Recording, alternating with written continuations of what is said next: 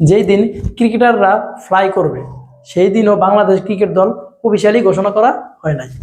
কারণ হচ্ছে কয়েকজন ক্রিকেটার নিয়ে বড় ধরনের অনিশ্চয়তা, ইনজুরি পড়া ক্রিকেটাররা সেরে ওঠেনি, শেষ পর্যন্ত একসাথে এতগুলো প্লেয়ার ইনজুরিতে পড়েছে, তাদের বিকল্প কে হবে সেই ব্যাপারে সিদ্ধান্তহীনতা ভুগছিল বিসিবি। গতকাল পর্যন্ত যতটুকু জানতে পেরেছি যে এই সিলেকশন প্যানেলে যে সদস্য আছে তারা দল গঠন করতে পারেনি, এমনকি শেষ পর্যন্ত বিসিবি প্রধান ফারুক আহমেদকে তারা ইনভলভ করে।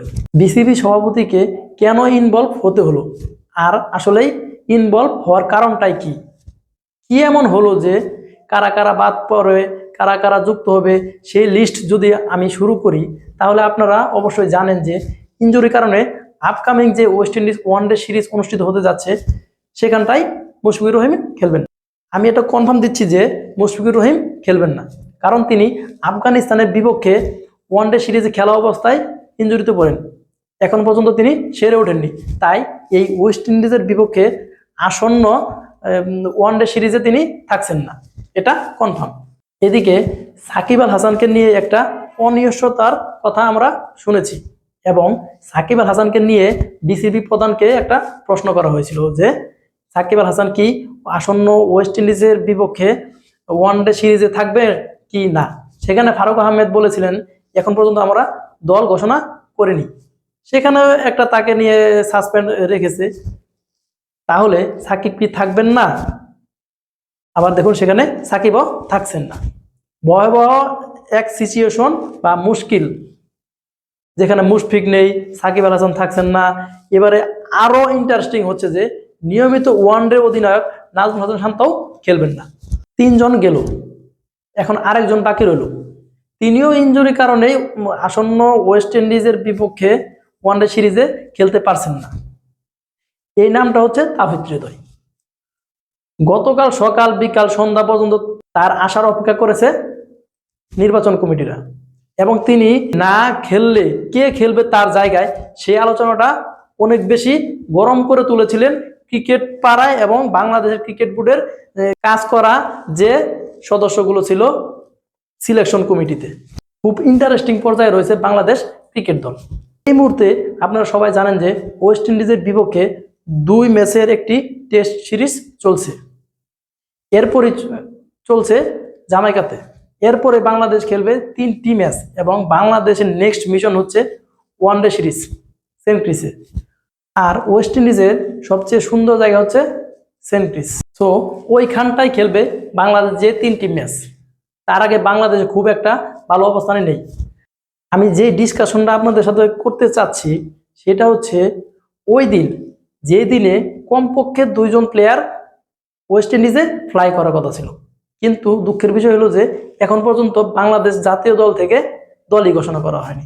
তাহলে এমন কি হলো যে যেদিন কমপক্ষে 2 জন প্লেয়ার ওয়েস্ট ইন্ডিজে ফ্লাই করার কথা ছিল কিন্তু এখন পর্যন্ত দলই ঘোষণা করতে পারেনি? আসলে কি কারণটা ছিল সেই কারণটা আজকে আমি আপনাদের সাথে আলোচনা করব। যেখানে 4 জন ক্রিকেটার সাকিব, মুশফিক, শান্ত এবং হৃদয়, এই 4 জন কেউই থাকছেন না ওয়েস্ট ইন্ডিজের বিপক্ষে ওয়ানডে সিরিজে। বাংলাদেশের ব্যাটিং অর্ডারটা যদি আমরা কম বেশি আলোচনা করি, এখানটায় 3 নম্বরে ব্যাট করেন নাজমুল হোসেন শান্ত, এবং 4 নম্বরে যিনি ব্যাট করেন তিনি হচ্ছেন হৃদয়। আবার দেখুন 5 নম্বরে যিনি আছেন তিনি সাকিব আল হাসান, এবং কি 6 নম্বরে যিনি ব্যাট করে থাকেন তিনি হচ্ছেন মুশফিকুর রহিম। এই যে 3, 4, 5, 6 তারা রেগুলার ভাবে ব্যাট করে আসছে। আপনারা এখন প্রশ্ন করতে পারেন যে গত সিরিজে মেহেদী হাসান মিরাজ 3 নম্বরে এসে ব্যাট করেছেন, সেটা একটা অন্য ঘটনা ছিল। যখন নাজমুল হাসান শান্ত ইনজুরির কারণে ছিলেন না, তিনি ক্যাপ্টেন্সির দায়িত্ব পালন করেছিলেন, তার অনেক অনেক বাধ্যবাধকতা ছিল, তাই তিনি উপরে এসে ব্যাট করেছিলেন। কিন্তু 3, 4, 5, 6 যারা রেগুলার ব্যাট করে আসছে তারা কেউই নেই এই ওয়েস্ট ইন্ডিজের বিপক্ষে ওয়ানডে সিরিজে। বাংলাদেশে এই দলটাকে আমরা যদি 2 নাম্বার সারিতে না, 2 নাম্বারও না, যদি 3 নাম্বার সারিতে রাখি বা রাখার চেষ্টা করি সেটাও ফুলফিল হবে না। তো এই জায়গাগুলোতে রিপ্লেস করতে হয়েছে 5 জনকে, যেখানে একাধারে তারা নিয়মিত ব্যাট করে আসছে 3, 4, 5 এবং 6 নাম্বার সিরিয়ালে। ব্যাটিং অর্ডারের এই মাঝামাঝি একটা যে স্থান সেইখানটাই অনুপস্থিত, পুরাটাই অনুপস্থিত। তাহলে বুঝেন যে বিসিবি যারা প্লেয়ার সিলেকশন করে সেই প্যানেলের কি পরিমাণ ঘাম জড়াতে হয়েছে।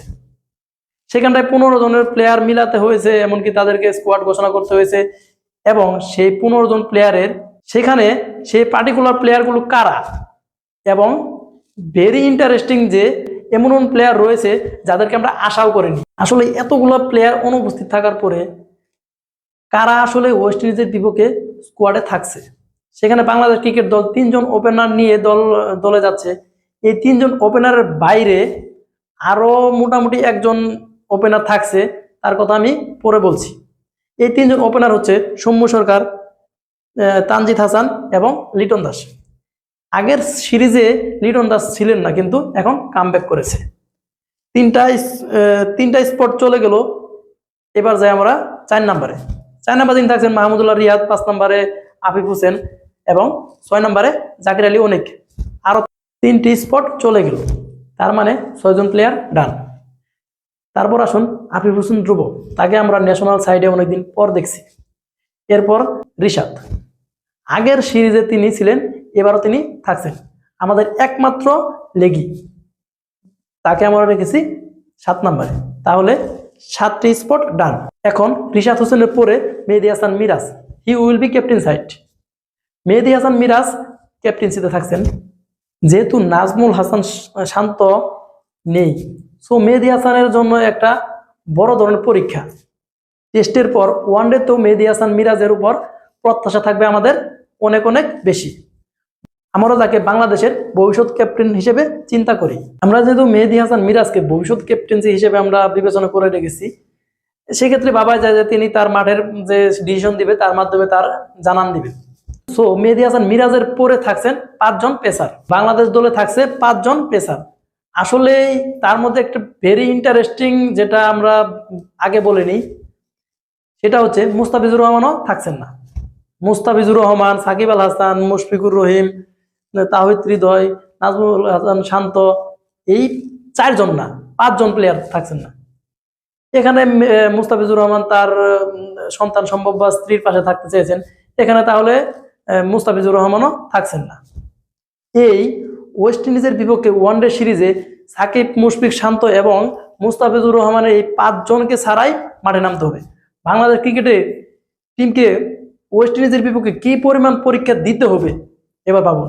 এরপরও দেখুন 5 জন পেসার ওয়েস্ট ইন্ডিজের বিপক্ষে খেলবে, কারণ দেখা যাচ্ছে আমাদের পেসার সাইডটা অনেক স্ট্রং, তাই নির্বাচকদের এই পেসারদের নিতে কোনো ঘাম জড়াতে হননি। তো কারা থাকছে এই 5 জন পেসারের মধ্যে? এখানে লিডিং এ থাকবেন তাসকিন আহমেদ, এবং তারপর তানজিদ হাসান, সাকিব থাকবেন, হাসান মাহমুদ থাকবেন, এবং 4 নম্বরে যিনি থাকবেন নাহিদ রানা, যিনি 151তে বল করেছিলেন গত সিরিজে, তিনি অবশ্যই থাকবেন। গত ম্যাচে ছিলেন, এবারও থাকবেন। এবং 5 নম্বর যিনি আছেন তিনি হচ্ছেন শরীফুল ইসলাম। বাংলাদেশের পেসার সাইডটা হেভি স্ট্রং, তাই এখানে খুব একটা কঠিন হয়নি পেসারদের সিলেকশন করতে। তাহলে ওইদিকে 8 জন, এদিকে 5 জন, নাম্বার অফ 13। 14 নম্বর যিনি থাকছেন তিনি হচ্ছেন নাসুম আহমেদ, বাহাতি স্পিনার। তাকে আমরা মোটামুটি সাকিবের জায়গায় খেলানোর চিন্তা ভাবনা রেখেছি। তিনি খেলার সুযোগ পেয়েছেন, অবশ্যই তিনি তার সর্বোচ্চটাই দিবেন, এবং তার প্রতি যে আমাদের প্রত্যাশাটা আছে তিনি তার জায়গা থেকে প্রত্যাশাটা পূরণ করবেন। তাকে যেহেতু আমরা সাকিবের বোলিং এর জায়গাটা দিয়েছি, সেখানটায় তিনি তার দিক দিয়ে ভালো একটা খেলা উপহার দিবেন। তাহলে 14 নম্বর থাকছেন এই বাহাতি স্পিনার, এবং 15 নম্বর যিনি থাকছেন, ইতিপূর্বে আপনার বলেছিলাম যে 4 জন ওপেনার থাকবে, 3 জনের কথা বলেছিলাম, 1 জনের কথা বাকি ছিল। তিনি হচ্ছেন পারভেজ হোসেন ইমন। যদি কোনো প্লেয়ার ইনজুরিতে পড়ে কিংবা ওপেনিংয়ে কোনো সমস্যা হয়, তিনি খেলবেন ওপেনিংয়ে। এ হলো 15 জনের স্কোয়াড।